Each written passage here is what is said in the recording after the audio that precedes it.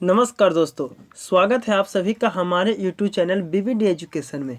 दोस्तों, आज मैं मैट्रिक बोर्ड परीक्षा 2021 के लिए फिजिक्स का पहला चैप्टर प्रकाश का प्रवर्तन का पहला पार्ट लेकर आया हूं, जो आपके एग्जाम के लिए BVI है। तो दोस्तों, अगर आप इस बार मैट्रिक का एग्ज़ाम देने वाले हैं तो आप इस चैनल से जुड़िए, क्योंकि ये चैनल जो है वो आपको मैट्रिक परीक्षा की बेहतर तैयारी कराएगा। तो चलिए दोस्तों, शुरू करते हैं हम पहला क्वेश्चन से। दोस्तों, पहला क्वेश्चन कह रहा है कि दर्पण सूत्र है। तो दोस्तों, दर्पण सूत्र जो होता है वो आपका होता है 1/v प्लस 1/u बराबर 1/f, यानी 1/v प्लस 1/u बराबर 1/f। देखिए दोस्तों, 1/u जो है ये आपका होता है वस्तु की दूरी को हम लोग डिनोट करते हैं। 1/v, ये जो v जो होती है वो आपका प्रतिबिंब की दूरी होती है, और f जो होता है दोस्तों वो आपका फोकस की दूरी होती है। आइए देखते हैं हम अगले क्वेश्चन को। अगला क्वेश्चन कर रहा है कि किस दर्पण में केवल आभासी प्रतिबिंब बनेगा। तो दोस्तों, समतल तथा उत्तल दर्पण में केवल आभासी प्रतिबिंब बनता है, यानी इस प्रश्न का सही आंसर जो हो जाएगा वो आपका ऑप्शन नंबर डी हो जाएगा। आइए देखते हैं हम तीसरे प्रश्न को। तीसरा प्रश्न कह रहा है कि समतल दर्पण में प्रतिबिंब की प्रकृति क्या होती है। तो दोस्तों, समतल दर्पण की प्रतिबिंब की जो प्रकृति होती है वो आपका आभासी तथा बराबर होता है, यानी इस प्रश्न का सही आंसर जो हो जाएगा वो आपका ऑप्शन नंबर डी हो जाएगा।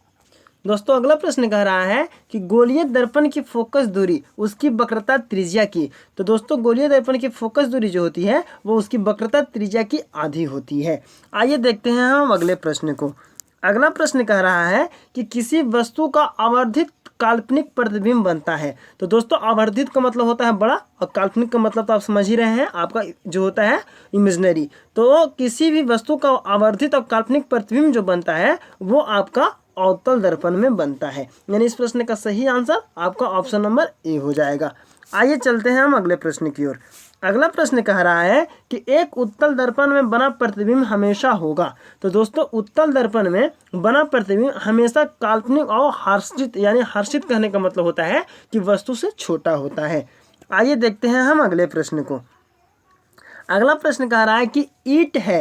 तो दोस्तों, ईंट जो है वो आपका अपारदर्शी पदार्थ है, यानी वैसा पदार्थ जिसके आर पर ना दिखे उसे हम अपारदर्शी पदार्थ कहते हैं। अपारदर्शी का मतलब होता है कि वैसा पदार्थ जिसके आर पर दिख जाए उसे पारदर्शी पदार्थ कहते हैं। और परभाषी का मतलब होता है कि वैसा पदार्थ जिसके आर पर हल्का फुल्का दिखे उसे आपको परभाषी कहा जाता है। आइए देखते हैं हम अगले प्रश्न को।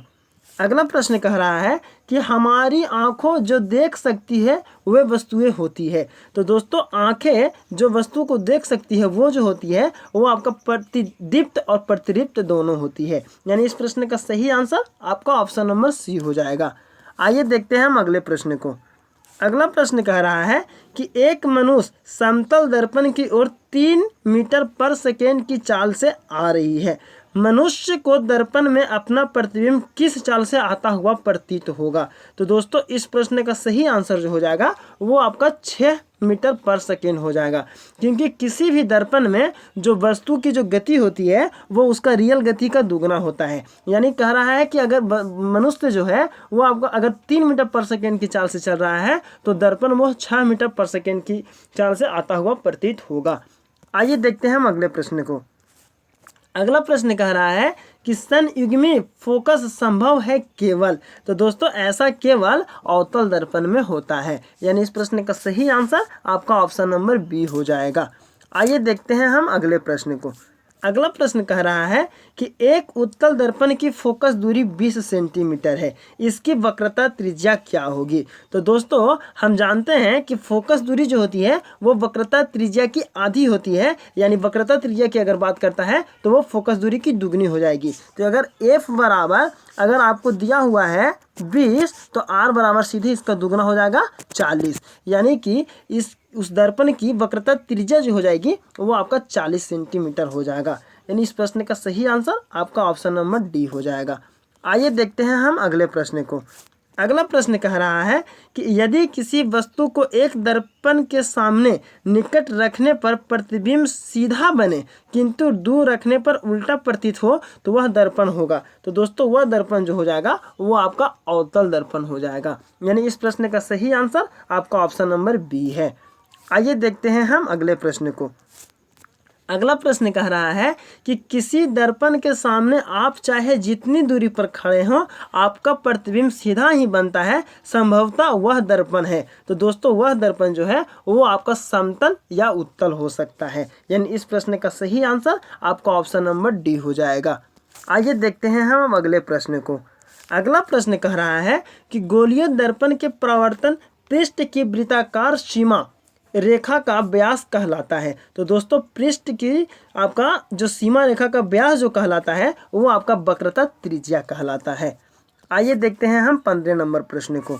15 नंबर प्रश्न कह रहा है कि दंत विशेषज्ञ किस दर्पण का उपयोग मरीजों के दांतों का बड़ा प्रतिबिंब देखने के लिए करता है। तो दोस्तों वो जो करता है वो आपका अवतल दर्पण का उपयोग करता है, यानी इस प्रश्न का सही आंसर आपका ऑप्शन नंबर बी हो जाएगा।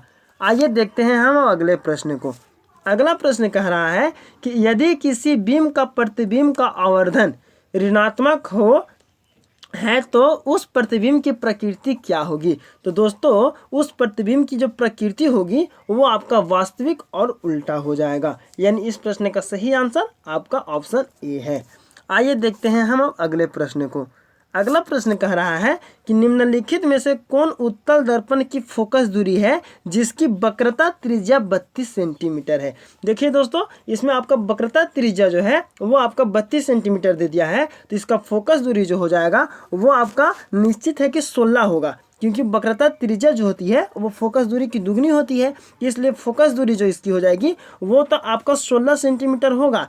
लेकिन कह रहा है कि अब बात आ रही है कि किस दर्पण की, तो यहाँ पे उत्तल दर्पण है। तो दोस्तों उत्तल दर्पण का जो वक्रता फोकस दूरी जो होती है वो आपका हमेशा जो है वो पॉजिटिव होता है, यानी इस प्रश्न का सही आंसर आपका 16 सेंटीमीटर प्लस में हो जाएगा। आइए अब देखते हैं हम अगले प्रश्न को। अगला प्रश्न कह रहा है कि प्रवर्तन के नियम से निर्धारित होता है। तो दोस्तों प्रवर्तन के नियम से निर्धारित होता है आपतन कोण बराबर प्रवर्तन कोण। आइए देखते हैं हम अगले प्रश्न को। अगला प्रश्न कह रहा है कि हवा में प्रकाश की चाल होती है। तो दोस्तों हवा यानी निर्वात में प्रकाश की जो चाल होती है वो आपका 3 × 10⁸ मीटर पर सेकेंड होती है, यानी इस प्रश्न का सही आंसर आपका ऑप्शन नंबर ए है। आइए देखते हैं हम अगले प्रश्न को। अगला प्रश्न कह रहा है कि प्रकाश तरंग उदाहरण है। तो दोस्तों प्रकाश तरंग जो उदाहरण है वो आपका विद्युत चुम्बकीय तरंग का उदाहरण है। आइए देखते हैं हम अगले प्रश्न को। अगला प्रश्न कह रहा है कि प्रकाश के प्रवर्तन के नियम कितने नियम हैं। तो दोस्तों प्रकाश के प्रवर्तन के आपका 2 नियम हैं। 22 नंबर प्रश्न कह रहा है दोस्तों कि किस दर्पण में बड़ा प्रतिबिंब बनता है। तो दोस्तों बड़ा प्रतिबिंब बनने के लिए आपका जो दर्पण होना चाहिए वो आपका हमेशा अवतल होना चाहिए, यानी इस प्रश्न का सही आंसर आपका ऑप्शन नंबर बी हो जाएगा। आइए देखते हैं हम अगले प्रश्न को। अगला प्रश्न कह रहा है कि गोलीय दर्पण में फोकसांतर एवं वक्रता त्रिज्या के बीच का संबंध है। तो दोस्तों इसका जो संबंध होता है वो आपका F बराबर R/2 होता है, F बराबर R/2। अगला प्रश्न कह रहा है कि समतल दर्पण द्वारा बना प्रतिबिंब होता है। तो दोस्तों समतल दर्पण द्वारा जो बना प्रतिबिंब होता है वो आपका काल्पनिक होता है। आइए देखते हैं हम अगले प्रश्न को। अगला प्रश्न कह रहा है कि दाढ़ी बनाने में कौन सा दर्पण उपयुक्त होता है। तो दोस्तों दाढ़ी बनाने में आपका अवतल दर्पण का उपयोग किया जाता है, क्योंकि अवतल दर्पण में जब अपने चेहरा को देखते हैं तो बड़ा बड़ा दिखता है, जिससे दाढ़ी बनाने में आदमी को सहूलियत होती है और उसके बाल छोटे छोटे बाल भी बड़े बड़े दिखते हैं। आइए देखते हैं हम अब अगले प्रश्न को। अगला प्रश्न कह रहा है कि यदि किसी वस्तु के दर्पण के सम्मुख किसी भी दूरी पर रखने से उस वस्तु का प्रतिबिंब सदैव सीधा हुआ और छोटा बनता है तो वह दर्पण होगा। तो दोस्तों ऐसी परिस्थिति में जो वस्तु छोटा बनता है तो वह दर्पण जो होगा वो आपका उत्तल हो जाएगा, कि उत्तल में किसी भी वस्तु का प्रतिबिंब जो होता है वो आपका छोटा वस्तु से छोटा होता है। आइए देखते हैं हम अगले प्रश्न को। अगला प्रश्न कह रहा है कि उत्तल दर्पण से प्रतिबिंब सदैव बनता है। तो दोस्तों उत्तल दर्पण से जो प्रतिबिंब बनता है वो आपका ध्रुव तथा फोकस के बीच बनता है, यानी इस प्रश्न का सही आंसर आपका ऑप्शन नंबर सी है। आइए देखते हैं हम अगले प्रश्न को। अगला प्रश्न कह रहा है कि किसी वस्तु को हम तभी देख पाते हैं जब वस्तु प्रकाश को, तो दोस्तों जब वस्तु प्रकाश को प्रवर्तित करता है यानी रिफ्लेक्ट करता है। इस प्रश्न का सही आंसर आपका ऑप्शन नंबर बी हो जाएगा। देखिए जब किसी भी माध्यम से जब कोई मतलब प्रकाश आती है और यहाँ पे वस्तु है तो इससे क्या होती है, टकराने के बाद यहाँ से बगल से जब लाइट यहाँ पे आता है सतह पे, तो सतह से आने के बाद क्या होता है कि ये टकराकर वापस लौटता है यानी प्रवर्तन होता है और यहाँ से तब हम किसी वस्तु को देखने में हम देखते हैं। आइए अब चलते हैं हम अगले प्रश्न की ओर। अगला प्रश्न कह रहा है कि किस दर्पण में वास्तविक प्रतिबिंब नहीं बन सकता। तो दोस्तों आपका जो समतल दर्पण है इसमें आपका वास्तविक प्रतिबिंब नहीं बनता है। आइए देखते हैं हम 30 नंबर प्रश्न को। 30 नंबर प्रश्न कह रहा है कि अवतल दर्पण के फोकस से चलती किरण प्रवर्तन के बाद, तो दोस्तों अवतल दर्पण के फोकस से चलती किरणें प्रवर्तन के बाद जो है वो आपका प्रधान अक्ष के समानांतर हो जाती है, यानी इस प्रश्न का सही आंसर आपका ऑप्शन नंबर ए हो जाएगा। आइए देखते हैं हम अगले प्रश्न को।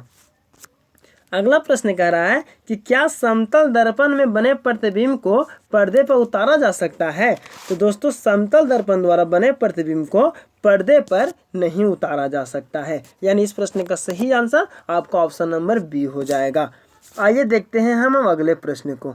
अगला प्रश्न कह रहा है कि प्रकाश की एक किरण किसी दर्पण पर 60 डिग्री का कोण बनाती है। चलिए ठीक है, 60 डिग्री का कोण बना रही है, यहाँ पे मानते हैं कि ये 60 डिग्री का कोण बना रही है।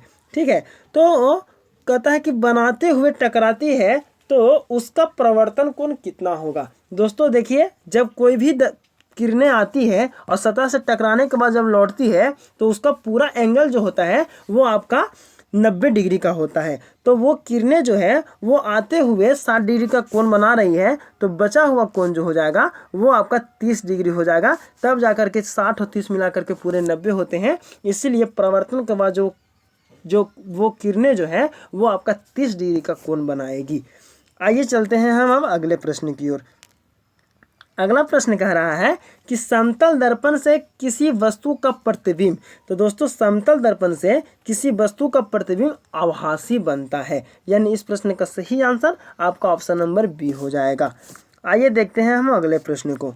अगला प्रश्न कह रहा है कि किसी वस्तु का अवतल दर्पण द्वारा बना प्रतिबिंब आभासी, सीधा तथा वस्तु से बड़ा पाया गया तो वस्तु की स्थिति कहाँ होनी चाहिए। दोस्तों ऐसी कंडीशन में वस्तु की स्थिति जो होनी चाहिए वो आपका दर्पण के ध्रुव तथा मुख्य फोकस के बीच होनी चाहिए, यानी इस प्रश्न का सही आंसर आपका ऑप्शन नंबर डी हो जाएगा।